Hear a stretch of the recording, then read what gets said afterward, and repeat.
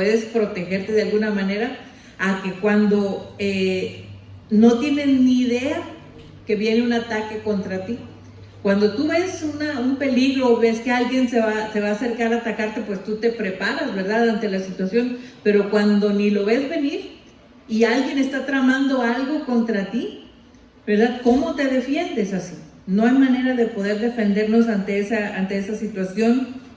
Y la historia de Balaam en este libro de Números nos muestra cómo Dios protege al pueblo de Israel, aun cuando ellos estaban desconociendo completamente la amenaza que venía contra ellos. El pueblo ni se enteraba de la pensamiento, ¿verdad?, de la intención que tenía un rey de maldecir al pueblo, y ellos no sabían. Y yo creo que muchas veces nosotros lo hemos visto, que cuando no tienes ni idea, pues cómo te proteges, como por ejemplo los ataques del 9/11. La gente, era un día normal en Nueva York, ¿verdad? Amaneció el día, se fueron a sus trabajos normalmente, ni sabían que alguien había estado por meses planeando un ataque para ese día, para esa hora. En esos mismos vuelos todo el mundo vamos a volar, ya tenían todo un plan preparado para atacar una ciudad, un país, ¿verdad? Es lo que ellos estaban tratando de hacer, y la gente ni se daba cuenta.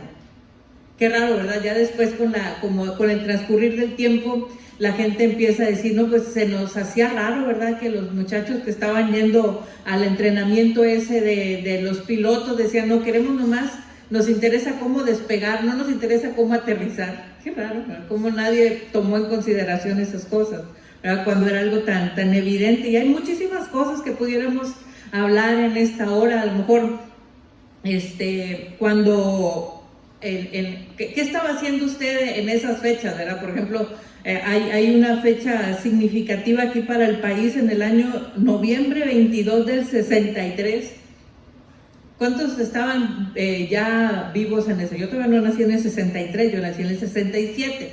Pero ¿cuántos estaban vivos en esa fecha? Cuando murió el presidente Kennedy, cuando lo mataron a Kennedy. Un día, varios levantaron las manos, ¿verdad? Todavía no, estaban chicos.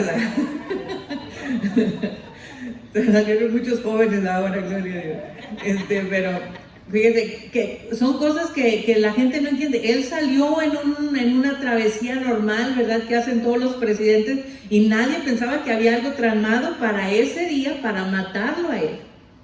Otra vez, lo que decía al principio, defendernos de una amenaza que sabemos que viene contra nosotros es algo. Pero cuando no tienes ni idea que alguien está tramando algo, ¿verdad?, son cosas difíciles que vienen, ¿verdad? Por ejemplo, en el año 2004, ese sí ya nacimos todos, para el 2004 ya estaban chicos también, ¿no? Cuando en esa fecha fue el 26 de diciembre del 2004, hubo un tsunami. ¿Recuerdan ustedes? Salió mucho en las noticias allá en Indonesia, en Sumatra, ¿verdad?, que empezó el mar a venirse hacia adentro de los pueblos y matar y hacer cuántas cosas. La gente estaba tirada en la playa de lo más tranquilo, sin saber que venía una situación en la que ellos estaban en riesgo de muerte.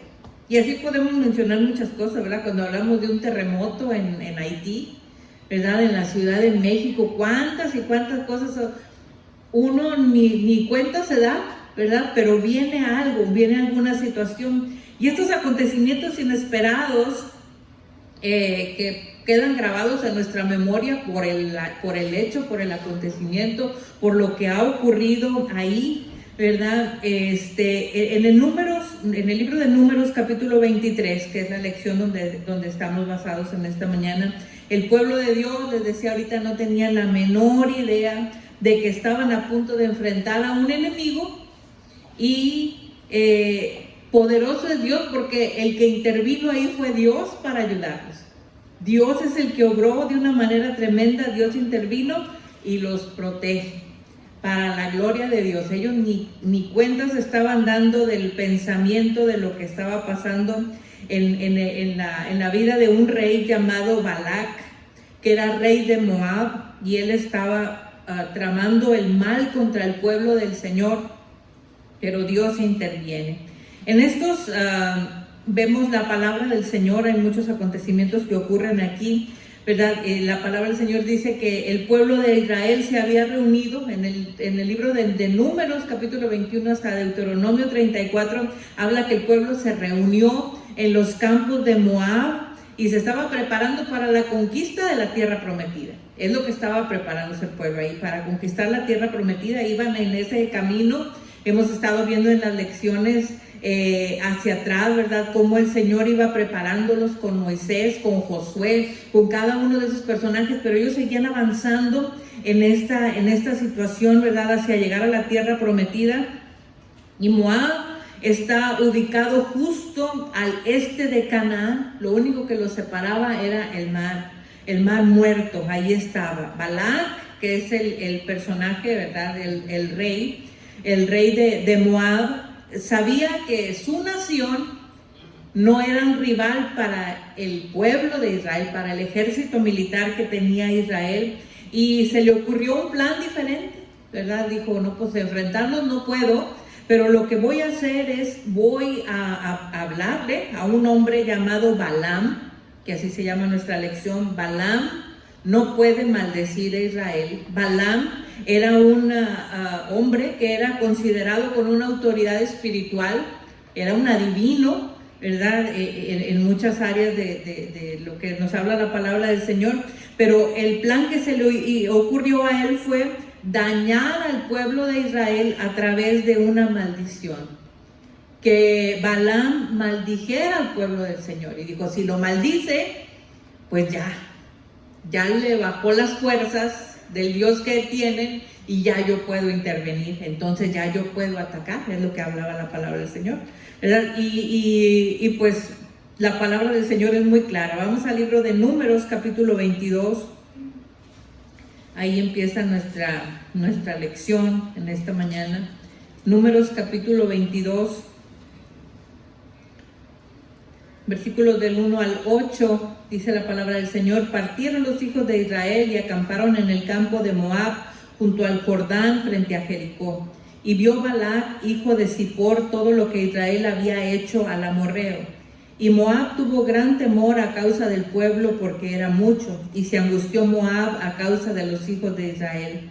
Y dijo Moab a los ancianos de Madián: ahora lamerá esta gente todos nuestros contornos como lame el buey la grama del campo. Y Balac, hijo de Zippor, era entonces rey de Moab.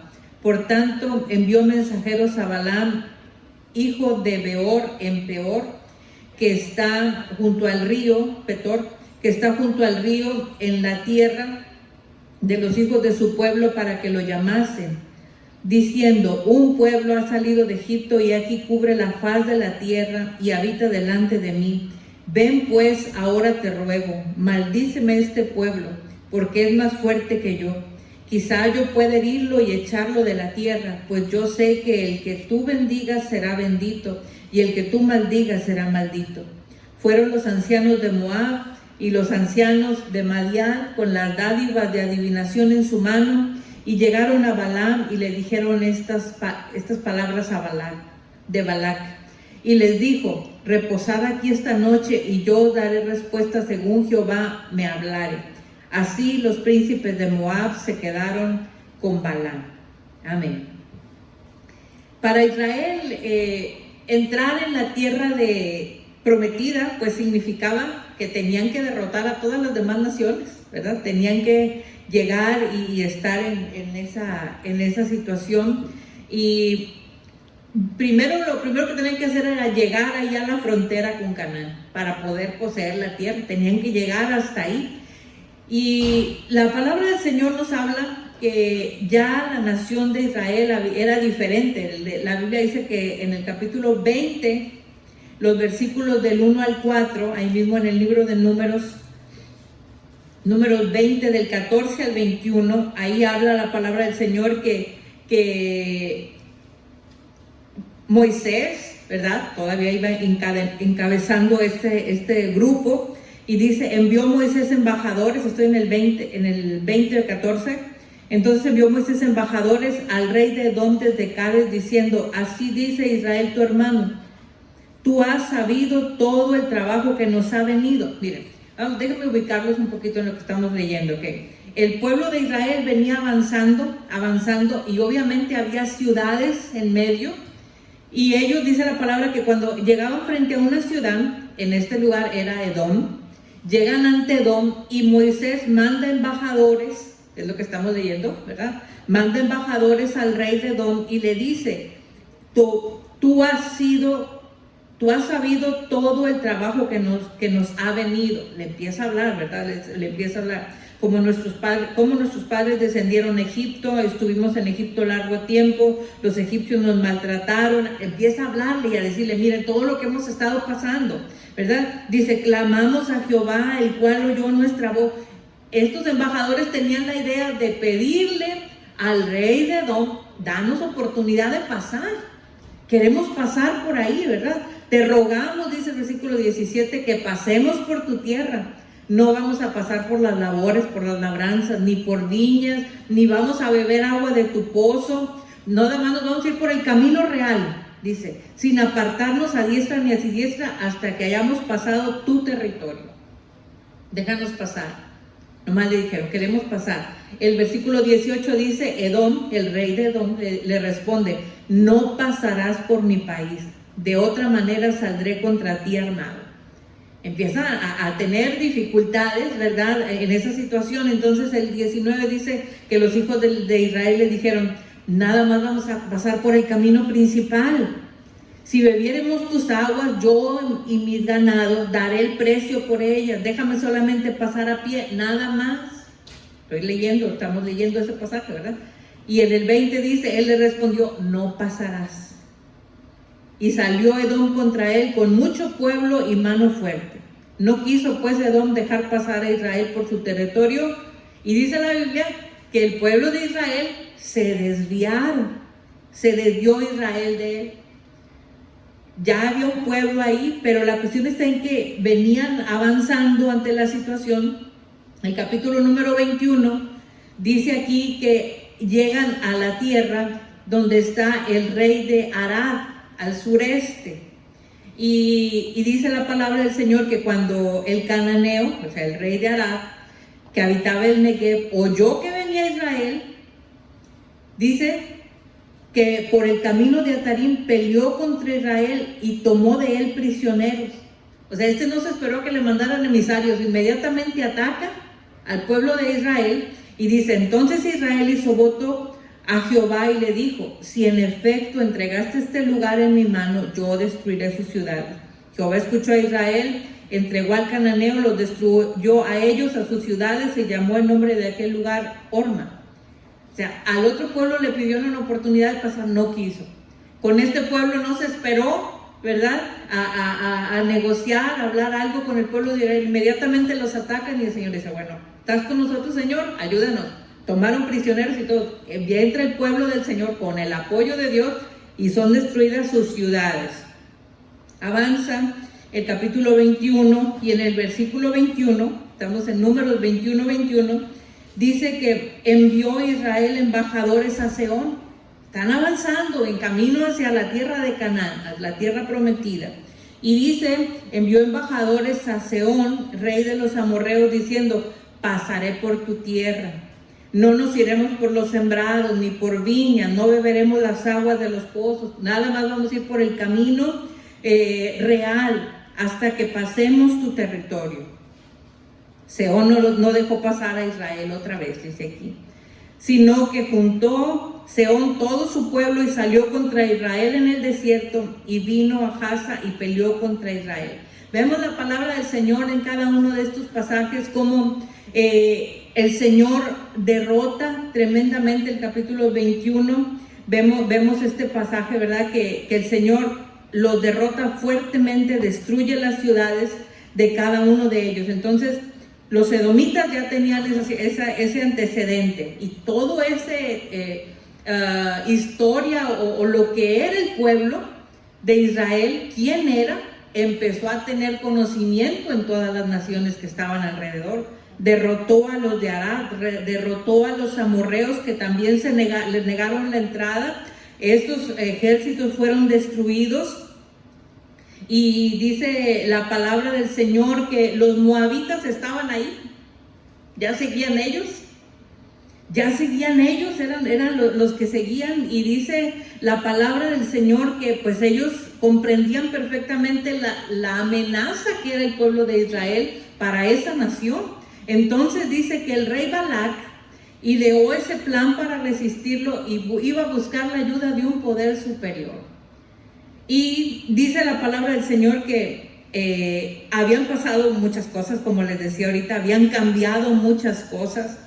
En la lección de la semana pasada y en la predicación del pastor también del domingo en la mañana, hablaba sobre esto, cuando ellos decían, les parecemos como langostas. Cuando ellos se sentían así débiles, nos van a atacar, ¿verdad? Cuando mandó a los espías, ¿verdad? Que llegaron 10 con esa historia y diciendo, no, nos van a acabar. Nos van a acabar porque les parecemos a ellos como langostas. Ya esa idea del pueblo de Israel como un pueblo menor ya había cambiado completamente. La palabra del Señor dice que ahora ellos eran grandes, era una nación temible, les tenían miedo a la nación de Israel, ¿verdad? Y pues qué tremendo es, ¿verdad? Porque esas naciones que antes le temían, ahora estaban aterrorizados con el pueblo de Dios y con Dios mismo, ¿verdad? Y al darse cuenta de que había esa fuerza sobrenatural detrás del pueblo de Dios, el rey moabita decide iniciar una batalla espiritual. Vamos a derrotarlos con sus mismas armas, ¿verdad? Y pues es algo tremendo. Balac envía ancianos a Moab, ¿verdad? Aquí en estos que acabamos de leer aquí, ¿verdad? En el capítulo número 22, que tomamos como base, ¿verdad? Que en el versículo 4 dice que Moab envía a los ancianos de Madián, ¿verdad? Y los manda en esa situación, y dice la palabra que era un viaje largo. El versículo número 5, envió mensajeros a Balaam, hijo de Beor, en Petor, que está junto al río, en la tierra de los hijos de su pueblo, para que lo llamasen, y diciendo, un pueblo ha salido de Egipto, he aquí que cubre la faz de la tierra y habitan delante de mí.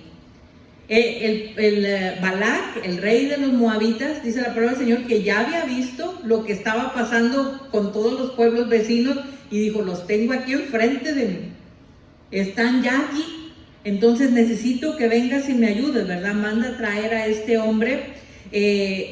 Posiblemente, dice el autor del expositor, que ese lugar, Petor, estaba cerca de la frontera de lo que hoy es Turquía y Siria. Esa región era conocida por la idolatría. Ahí era donde vivía Balaam, que era un conocido adivino de la época, y era conocido, ¿verdad?, por el poder de invocar bendiciones y maldiciones. Y en ese tiempo, en el mundo antiguo, pues eso era muy valorado. Maldíceme a este, ¿verdad? Y a este bendícemelo, a mí bendícemelo, ¿verdad? Y ese tipo de cosas eran muy valoradas. Pues yo creo que como todos los tiempos, ¿verdad? Siempre hay gente buscando el mal de alguien, darle una maldición y una amarre a este, ¿verdad? Y empezar a hacer cuestiones de esas. Esa era la función que hacía Balaam, ¿verdad? Era un adivino, era un hombre que hacía esas cosas, era invocar algo espiritual. En el versículo número 8, miren, a lo mejor me adelanto un poquito, pero dice que en el 23:8, fíjese, cuando solo me adelanto para hablar esto, ¿verdad? Porque dice, ¿por qué maldeciré yo al que Dios no maldijo? ¿Y por qué yo he de execrar al que Jehová no ha execrado? Busqué esa palabra, execrar es condenar. Es maldecir con una autoridad religiosa. Es lo que ellos querían, que condenara al pueblo del Señor, que lo maldijera con una autoridad religiosa o en el nombre de algo sagrado. Es lo que quería este rey moabita que hicieran contra el pueblo de Dios, que hablaran una palabra para maldecirlo con autoridad religiosa, ¿verdad? Balaam, les digo, era conocido como un adivino. Y este poder pues era algo valorado en aquel tiempo, ¿verdad? era visto como alguien que podía comunicarse con varios dioses. Entonces pues lo llaman para hablar con esos dioses y pues era la elección perfecta para aquel plan sencillo que tenía Balac, ¿verdad? Le voy a dar dinero, me va a maldecir al pueblo y entonces ya yo ataco con tranquilidad, ¿verdad? Dice el versículo número 6. Ve pues ahora te ruego, maldíceme este pueblo, estoy en el 22:6, porque es más fuerte que yo. Quizá yo pueda herirlo y echarlo de la tierra, pues yo sé que el que tú bendigas será bendito y el que tú maldigas será maldito. Es más fuerte que yo. Una vez que lo maldigas ya le bajamos y entonces quizá yo pueda herirlo. Ya yo tengo alguna oportunidad con él. Una vez que tú lo hieras de esta manera, ¿verdad? Balac confiaba en las maldiciones que Balaam iba a hacer para debilitar al pueblo de Israel y entonces pues los moabitas podían derrotar al pueblo de Dios, ¿verdad? Les decía, en el mundo antiguo el poder de la bendición o maldición dependía de la fuerza del Dios invocado. ¿Quién era el Dios que respaldaba esa maldición? ¿El espiritista o adivino que hacía estas cosas, ¿verdad? Era el que tenía que, en él estaba la fuerza. Entonces pues Balaam era el experto. Dijo, entonces hay que traerlo a cualquier precio. Llegan con todos los dineros, ¿verdad?, que podían llegar a tentarlo para venir y lo hacen así. Dice la palabra que era conocido este hombre por predecir el futuro, discernir mensajes de los dioses, ¿verdad? Y lecturas de varios presagios, como hacen mucha gente de esas, ¿verdad?, que hacen cuestiones, que leen esto y leen aquello y que cartas y café y caracoles y yo no sé cuántas cosas. Igual es de lo que estamos hablando. Esto es lo que hacía este personaje. Leía, hablaba cosas, lo que él podía discernir el futuro, ¿verdad?, según lo que él consideraba. Y como les digo, el versículo 8 indica que uno de los dioses que iba a consultar iba a ser Jehová. Dice la palabra del Señor en el versículo número 8, Él les dijo, estoy en Números 22:8, Él les dijo, reposad aquí esta noche y yo os daré respuesta según Jehová me hablare. Así los príncipes de Moab se quedaron con Balaam. Voy a consultar los dioses, voy a consultar a Jehová, vamos a ver qué podemos hacer, cómo podemos intervenir para tratar de manipular a ese Dios del pueblo de Israel. Imagínese usted qué tremenda cosa, ¿verdad? El enemigo sí que es descarado, ¿verdad? Y dice la palabra del Señor que para que ese plan funcionara, pues este hombre Balaam tenía que obligar a Dios a maldecir a su propio pueblo. Pues ¿cómo? ¿Verdad? Este resto del capítulo número 22 pues registra varios acontecimientos aquí que el ángel y el asna de Balaam, ¿verdad? Vemos que el Señor le dice, te lo parafraseo solamente, ¿verdad?, que a Balaam, cuando lo consulta, a Jehová le dice, no vas a ir y no vas a maldecir a nadie. Entonces se van ellos y le dicen, no quiso. Entonces los manda con más tesoros, Balac, para que poder tentarlo y le dice, mira, ni aunque me des tu casa llena de plata, voy a hacer algo que Jehová no me diga. Imagínense usted al mismo diablo tremendo adivino obedeciendo la voz de Dios. Y dice la palabra del Señor que cuando estaba en esa situación, una vez en la segunda vuelta que dan, entonces habla la palabra del Señor que ahí dice que le dice el Señor, ve, vas a ir, pero vas a decir solamente lo que yo te diga. Lo que yo te diga, eso es lo que vas a decir. Este resto del capítulo número 22 registra ese encuentro tremendo, porque en ese camino, ahí vemos a partir del versículo 21 que dice el ángel y el asna de Balaam, ¿verdad? Cuando va en ese camino, dice la palabra que se le aparece ahí el Señor, el ángel de Jehová, y se pone frente a él, pero pues este adivino tan vidente no logra ver al Señor, pero el asna sí.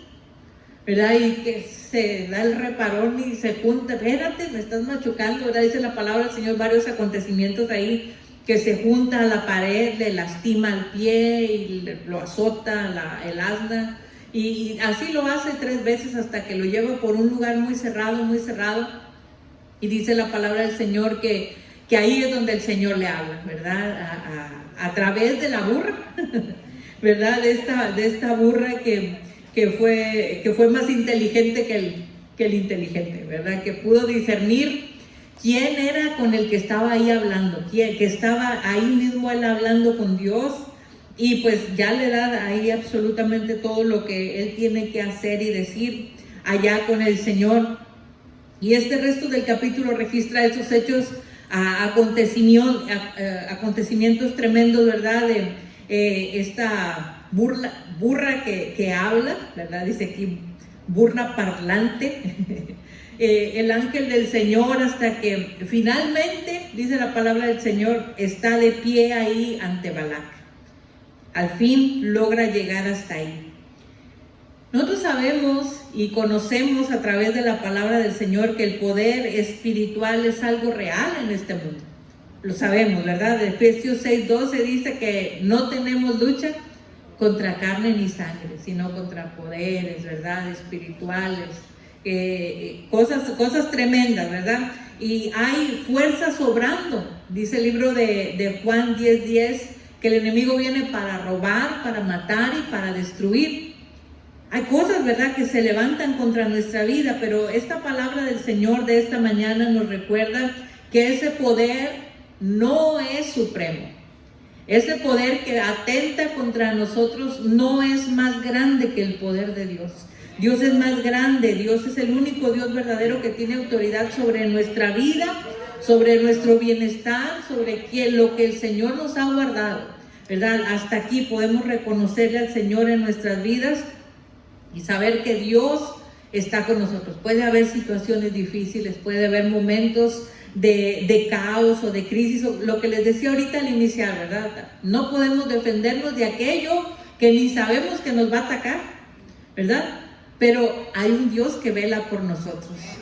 Dios está cuidando de nuestra vida, así como lo hizo con el pueblo de Israel. Ellos ni sabían, ellos estaban ahí parados esperando para avanzar y ir hacia su cometido, pero no sabía que había un rey ahí ideando, maldícemelos, con una maldición, con autoridad religiosa, que ellos queden destruidos en esa situación. Pero la palabra de Dios dice que Él guarda de su pueblo, Él nos cuida, hermanos, a pesar de cualquier situación que pueda venir a nuestra vida. La Biblia nos dice que ciertamente estamos en este mundo caído, en este mundo lleno de pecado y lleno de maldad, pero el Señor está con nosotros, el Señor está con su pueblo. Él es nuestra ayuda y Él es nuestra fuerza en todo momento. Hay unos pasajes solamente que yo quiero pedirles que me ayuden a buscarlos en esta hora. Alguien lea por favor Josué 1, 6 al 9, y alguien más busque Daniel 10, 12 y 13. Y alguien busque Romanos 8, 31 y 34. Josué 1, 6 al 9. Daniel 10, 12 y 13. Sí, hermano. Esfuérzate y sé valiente, porque tú repartirás a este pueblo por heredad la tierra de la cual juré a tus padres que la daría a ellos. Solamente esfuérzate y sé muy valiente para cuidar de hacer conforme a toda la ley que mi siervo Moisés te mandó. No te apartes de ella ni a diestra ni a siniestra, para que seas prosperado en todas las cosas que emprendas. Nunca se apartará de tu boca este libro de la ley, sino que de día y de noche meditarás en él, para que guardes y hagas conforme a todo lo que en él está escrito, porque entonces harás prosperar tu camino y todo te saldrá bien. Mira que te mando que te esfuerces y seas valiente. No temas ni desmayes, porque Jehová tu Dios estará contigo en donde quiera que vayas. Amén, gloria a Dios. Qué hermoso es el Señor, ¿verdad? La Biblia es clara en cuanto a que Dios está a favor de su pueblo. Él dice, sean fuertes, sean valientes. Yo estoy con ustedes siempre, ¿verdad? Dice la palabra del Señor. Daniel 10, 12 y 13. ¿Alguien lo encontró? hermano. Entonces me dijo Daniel, no temas, porque desde el primer día que dispusiste tu corazón a entender y humillarte en la presencia de tu Dios, fueron oídas tus palabras, y a causa de tus palabras yo he venido. Mas el príncipe del reino de Persia se me opuso durante 21 días, pero he aquí Miguel, uno de los principales príncipes, vino para ayudarme, y quedé ahí con los reyes de Persia. Amén. El Señor, ¿verdad? A pesar de la oposición, yo estoy ahí. Romanos 8, 31 a 34. ¿Alguien lo encuentra, hermana? ¿Qué pues diremos a esto? Si Dios es por nosotros, ¿quién contra nosotros? El que no escatimó a su propio Hijo, sino que lo entregó por todos nosotros, ¿cómo no nos dará también con él todas las cosas? Amén, gloria a Dios. El que no escatimó a su propio Hijo, ¿cómo no nos dará con él todas las cosas? Dios es grande con nosotros, ¿verdad? Y nos ayuda en medio de toda situación. Hay batallas espirituales que todos estamos luchando de alguna manera o de otra, y yo creo que hay fuerzas espirituales que están obrando hoy, ¿verdad? Hay cosas que sabemos, estamos en un mundo caído, todos los días vemos situaciones difíciles en nuestra vida, en medio de la comunidad donde vivimos, en el país, en el mundo entero, fuerzas espirituales obrando, ¿verdad? Pero ¿cómo debemos de reaccionar nosotros cuando estamos bajo ataque espiritual? ¿Cómo debemos de reaccionar, hermano Gerardo Reyes? ¿Cómo debemos de reaccionar los creyentes cuando estamos bajo un ataque espiritual? Amén. Y estar consciente de las promesas que Él nos ha dado. Él nos dice que los que estamos enfermados, los que nos van a arrebatar. Situaciones difíciles debemos estar siempre cerca del Señor, porque Él es nuestro soporte, nuestro auxilio en esa situación. Pero todas las demás debemos estar siempre cerca del Señor. Amén, cerca del Señor siempre, ¿verdad? En medio de cualquier situación, Dios sea con nosotros. Es la manera como podemos reaccionar nosotros como creyentes cuando estamos bajo un ataque espiritual. Tenemos que aprender a discernirlo cuando es un ataque espiritual, cuando es el enemigo el que está tratando de tumbar nuestra alma, ¿verdad? En el nombre del Señor, y aferrarnos más a su palabra, aferrarnos más a sus promesas, a que Dios está con nosotros, ¿verdad? Sabemos, les digo, que estamos en un mundo caído, pero Dios está con nosotros. Dios es nuestra ayuda, ¿verdad? Tenemos que entenderlo. Hay un pasaje, no me recuerdo de la cita, pero dice que, donde habla la palabra del Señor en cuanto a la protección del pueblo, dice: ninguna arma forjada contra ti prosperará. Ninguna arma, nada que se levante contra sus hijos. El Señor nos tiene cubiertos, hermanos, en el nombre del Señor, ¿verdad? Cúbrase. Hay un pasaje de los que tendríamos que leer ahorita, pero no lo alcanzamos a leer por cuestión de tiempo, donde habla de la armadura. Vístete de la armadura del Señor. Ponte el casco, ponte la coraza, ¿verdad? Fájate el cinto, los pies, la espada, el escudo. Vístete del Señor, porque el enemigo quiere venir a destruir primero nuestra mente. Ponte el casco en el nombre del Señor, pero tiene que estar protegida la cabeza. Guarda tus pensamientos en Cristo, en el nombre del Señor. Vístete del Señor y avanza en el nombre de Cristo. Números capítulo 23, versículo 1 al versículo número 12, solamente parafraseando un poco, hablando de cómo se revierte, ¿verdad? Esta maldad que estaba planeada contra el pueblo de Dios.